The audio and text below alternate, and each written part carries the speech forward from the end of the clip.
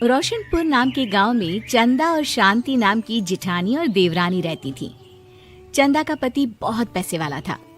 उनके पास किसी भी चीज की कोई कमी नहीं थी और उसके विपरीत शांति का पति बहुत ही गरीब और नशेड़ी था।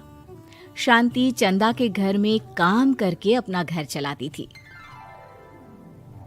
भाभी, घर पर खाने के लिए कुछ भी नहीं है। अगर आप थोड़ा खाना दे पाए तो बहुत मेहरबानी होगी।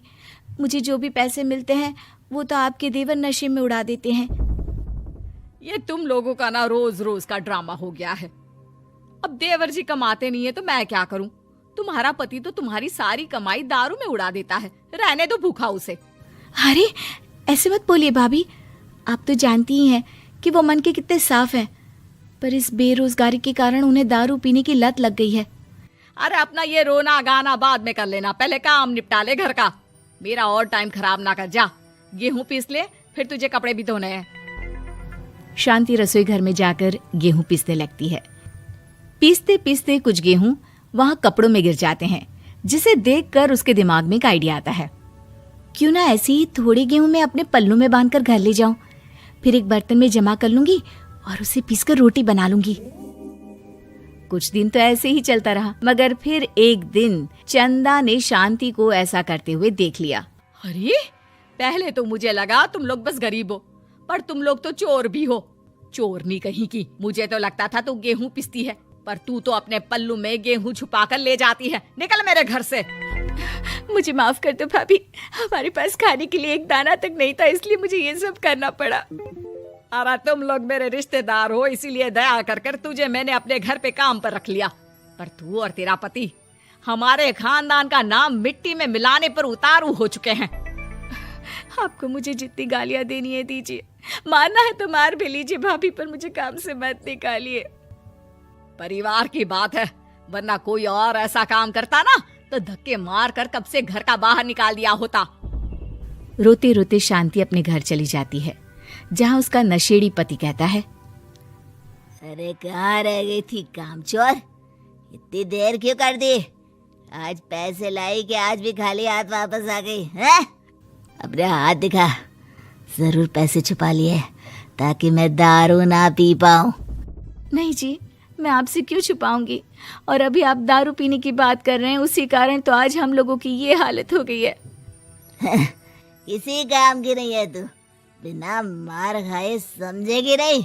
रख, अभी तेरे होश ठिकाने लगाता हूँ। रामलाल शांति को बहुत मारता है।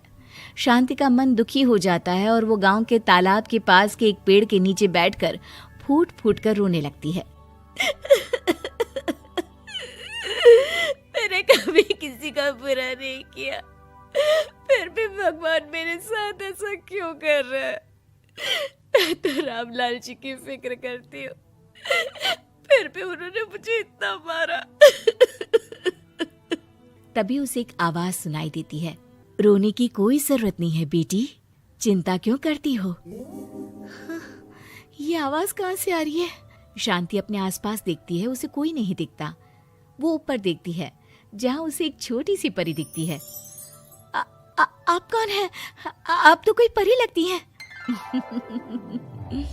हाँ बेटी, मैं इसी पेड़ पर रहती हूँ। मैंने तुम्हारी सारी बात सुनी, अब तुम्हें फिक्र करने की कोई जरूरत नहीं। अपनी आंखें बंद करो। शांति आंखें बंद करती है और जादुई परी अपनी छड़ी घुमाती है। उसकी छड़ी घुमाते ही पेड़ के सारे पत्ते सुनहरे रंग के हो जाते हैं। परी उनमें से एक पत्ता तोड़ लेती है और फिर से अपनी छड़ी घुमाती है, जिसके कारण सारे पत्ते पहले की तरह साधारण से दिखने लगते हैं। आंखें खोलो बेटा। लो, इस पत्ते को ले जाकर अपने तकिए के नीचे रख देना। ये तो एक साधारण पत्ता है, इससे क्या होगा?